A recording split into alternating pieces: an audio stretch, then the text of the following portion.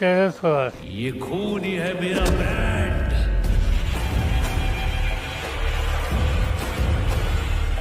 महाराष्ट्रातला हाच सामना महायुती विरुद्ध महाविकास आघाडी असा असणार आहे, पण त्याहूनही मोठा सामना असणार आहे एकमेकांपेक्षा जो अधिकच्या जागा निवडून आणेल तोच पक्ष जनतेचा कौल असेल हे गणित मांडूनच आपलं अस्तित्व राखणार आहे। निवडणूक आयोगाने खरा पक्ष कोणाचा असा निर्णय दिलेला असला तरी अजित पवार की शरद पवार यांच्यामध्ये सगळ्यात जास्त खासदार निवडून कोण आणतं? आजच्या व्हिडिओतनं शरद पवार विरुद्ध अजित पवार यांच्यातला सामना या लोकसभेला कसा रंगतोय, कोण वरचढ ठरेल आणि कोण सगळ्यात जास्त खासदार निवडून आणेल याचाच अंदाज घेऊयात। तर 2019ची लोकसभा निवडणुकीत राष्ट्रवादी काँग्रेस पक्षानं काँग्रेस सोबत आघाडीत लढली होती। जागा वाटपात राष्ट्रवादीने एकूण 19 जागा लढवल्या होत्या, तर यातल्या 4 जागांवरती त्यांचे खासदार निवडून आले होते। तर शरद पवार विरुद्ध अजित पवार या स्पर्धेत नेमकं कोण पुढे जाऊ शकतं याचेही अंदाज बांधता येतात। या 15 जागांपैकी अनेक ठिकाणी शिवसेनेचे उमेदवार होते, त्यामुळे या जागा शरद पवारांना ठाकरेंसाठी सोडाव्या लागणार आहेत। अगदी उदाहरणच घ्यायचं तर धाराशिवच्या जागेचं घेऊयात, जिथे आता ठाकरे गटाचे ओमराजे निंबाळकर उमेदवार असतील हे त्यांनी अगदी घोषित करून स्पष्ट केलंय। मग शरद पवारांच्या हाती बारामती आणि शिरूर सोडलं तर कोणते असे मतदारसंघ राहतात जिथे शरद पवारांचा उमेदवार कडवी झुंज देऊ शकतो? तर रावेर, माढा, सातारा, नगर दक्षिण आणि बीड अशा मतदारसंघांचा विचार हा निश्चित केला जाऊ शकतो।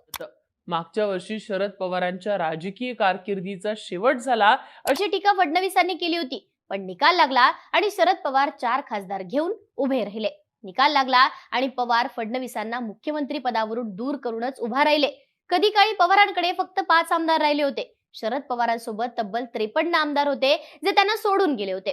तेव्हा सुद्धा पवारांनी 5 आमदारांचे 54 आमदार करून दाखवले होते। अर्थात शरद पवार संपल्याची चर्चा अनेकदा झाली, पण शरद पवार उभा राहिले। आता सुद्धा पवार संपल्याची चर्चा चालू आहे आणि यावेळीची चर्चा मोठी आहे, कारण खुद्द पवार कुटुंबातच फूट पडली आहे। पण यावेळी देखील शरद पवार शून्यातनं उभे राहतील असं बोललं जात आहे। आता पवार संपतील की पुन्हा उभा राहतील हे निकालाच्या दिवशी कळेलच, पण पवारांचं आत्ताचं राजकारण पाहिलं तर कळतं की शरद पवार का संपत नाहीत ते। कधी काळी गणेश नाईकांमुळे नवी मुंबईवर आणि परांजपे आणि दीना पाटलांमुळे ठाणे आणि मुंबई उपनगरांमध्ये शरद पवारांनी आपलं अस्तित्व अधोरेखित केलं होतं। त्यानंतर नाईक हे भाजप सोबत गेले, परांजपे अजितदादांसोबत गेले। मुंबई ठाण्याच्या पट्ट्यात एकटे जितेंद्र आव्हाड हे शरद पवारांसोबत होते। जितेंद्र आव्हाडांचं प्रभाव क्षेत्र सुद्धा मुंब्रा या भागापुरतच मर्यादित, त्यामुळे मुंबईच्या रिजन मध्ये शरद पवार पुन्हा दखलपात्र ठरू शकतील का अशा शंका होत्या। अशा वेळी शरद पवारांनी हेरलं ते बाळ्या मामांना। बाळ्या मामांनी आतापर्यंत 7 पक्ष बदलले, त्यामुळे त्यांच्यावरती टीका होत असते, पण मनी आणि मसल पॉवर असणारे बाळ्या मामा, त्यांना असणारा आगरी समाजाचा पाठिंबा ही राष्ट्रवादीसाठी विशेषतः शरद पवारांसाठी दखलपात्र ठरणारी गोष्ट होतीये। मागच्या काळात राष्ट्रवादी एक होती तेव्हा राष्ट्रवादीनं कल्याण, ठाणे आणि मुंबई उत्तर पूर्व अशा 3 जागा लढवलेल्या। राष्ट्रवादी फुटली। आता या भागातनं अजित पवारांकडे 0 आणि शरद पवारांकडे 1 जागा लढायला आलेली दिसते। त्यातच बाळ्या मामा हे फॅक्टर ओळखूनच पवारांनी भिवंडीतनं इथं बेरीज लावल्याचं दिसतं। ते उत्तर महाराष्ट्राबाबत दिंडोरी आणि रावेर अशा 2 जागांवर पवारांनी उमेदवार दिलेत। दिंडोरीतनं नरहरी झिरवळ हे राष्ट्रवादीसाठी महत्वाचे नेते होते। झिरवळ बंडानंतर अजितदादांसोबत गेले, तर नाथाभाऊ खडसे स्वगृही विराजमान झाल्यातच जमायत।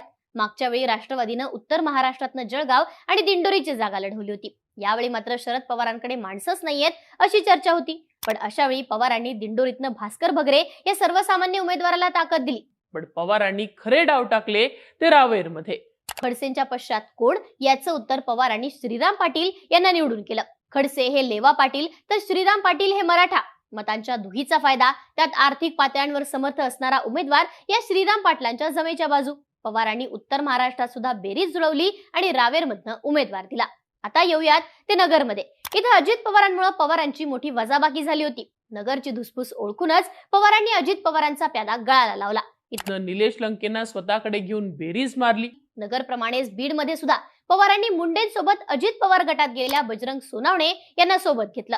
मराठा आरक्षणाचा इम्पॅक्ट आणि मराठा उमेदवार त्यातही अजित पवार गटातून दुसरी वजाबाकी करण्यामध्ये पवारांनी यश मिळवलं। त्यानंतर शरद पवार आले ते माढा लोकसभेत। महादेव जानकरांमुळे शरद पवार आधी बॅकफुटला गेले होते, पण मोहिते पाटलांच्या बाबतीत वेट अँड वॉचचं धोरण स्वीकारून पवारांनी डाव मारलाय। पवारांनी असंतुष्टांना हेरून माढ्यातनं बेरीज केलीय। आता धैर्यशील मोहिते पाटील माढ्यातनं पवारांचे उमेदवार असतील, तर भिवंडीतनं बाळ्या मामा, रावेरमधनं श्रीराम पाटील, नगरमधनं निलेश लंके, बीडमधनं बजरंग सोनावणे, वर्ध्यातनं कल्याण काळे असे 5 उमेदवार पवारांनी आतापर्यंत बेरजा मारून दिले। या यादीमध्ये मोहिते पाटील आले, तर बारामती, शिरूर, सातारा आणि दिंडोरी या 4 जागा सोडून 6 जागांवर शरद पवारांनी बेरीज मारल्याचं दिसतं. अर्थात जुन्या काळात जशी माणसं पाहुण्या रावळ्यांच्या घरी जाऊन बैठका मारून इलेक्शन काढत असत, तेच काम शरद पवारांनी स्वतः चालू केलंय असंच दिसतं. महाराष्ट्रातल्या 6 जागांवर पवारांनी बेरीज मारली, तर बारामती लोकसभेत रोज पवारांच्या घरगुती बैठकांमधून बेरजा चालू झाल्या. या बेरजाच पवारांना संपून देत नाहीत. पवार संपले अशा चर्चा झाल्या तरी पवार टिकून राहतात ते अशा बेरजांमुळेच. ये खून है मेरा ब्रांड.